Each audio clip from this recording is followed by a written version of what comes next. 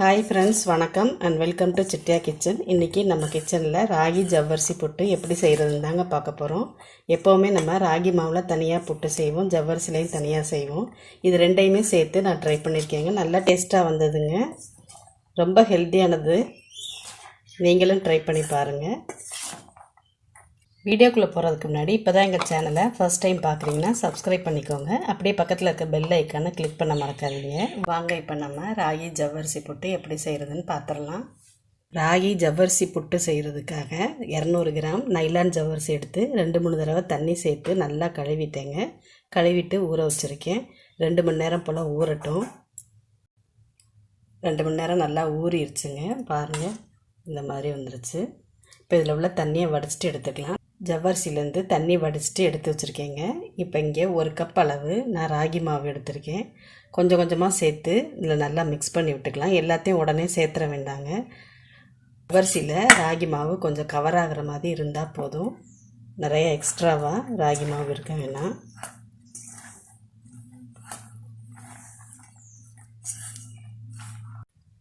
நல்லா மிக்ஸ் பண்ணிவிட்டேன். மீதம் இருக்க கொஞ்சம் மாவையும் சேர்த்துக்கிறேன்.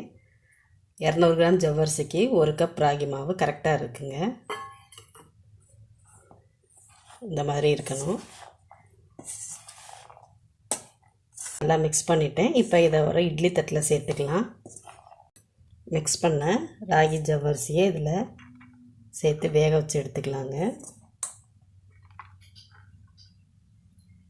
மிக்ஸ் பண்ணி வச்சுருந்த புட்டு மாவை இட்லி தட்டில் சேர்த்துட்டேங்க. இதை இட்லி பாத்திரத்தில் வச்சு வேக வச்சு எடுத்துக்கலாம்.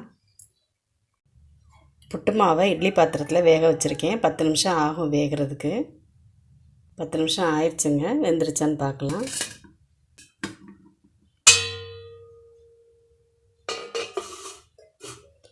நல்லா வெந்துருச்சுங்க. இதை எடுத்து இந்த மாதிரி ப்ரெஸ் பண்ணி பார்க்கும்போது நல்லா சாஃப்டாக இருக்கும் ஜவ்வரிசி. இதுதான் பதம். வேக வச்சுருந்த ஜவ்வரிசி ராகி புட்டை பவுலில் சேர்த்துருக்கேங்க. இப்போ இதில் துருவின தேங்காய் 1/2 கப் சேர்த்துக்கிறேன். நான் இன்றைக்கி இனிப்பு புட்டு தாங்க செய்கிறேன்.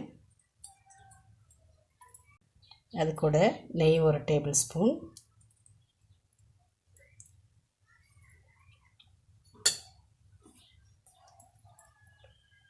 சீனி 1/2 கப். எல்லாத்தையும் நல்லா கலந்துட்டுலாங்க. சீனி இந்த அளவே கரெக்டாக தான் இருக்கும். கூட வேணும்னா நீங்கள் கூட ஆட் பண்ணிக்கோங்க.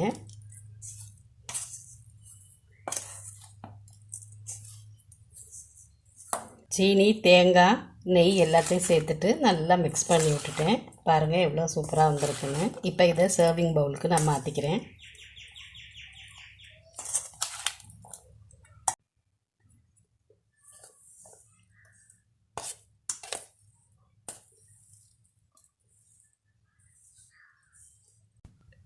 நம்மளோட ராகி ஜவ்வரிசி புட்டு ரெடி ஆயிடுச்சுங்க. இது நல்லா டேஸ்ட்டாக இருக்கும். நீங்களும் ட்ரை பண்ணி பாருங்கள். இந்த வீடியோ உங்களுக்கு பிடிச்சிருந்தா லைக் பண்ணுங்கள், ஷேர் பண்ணுங்கள், உங்கள் கமெண்ட்ஸ் பதிவு பண்ணுங்கள். தேங்க்யூ.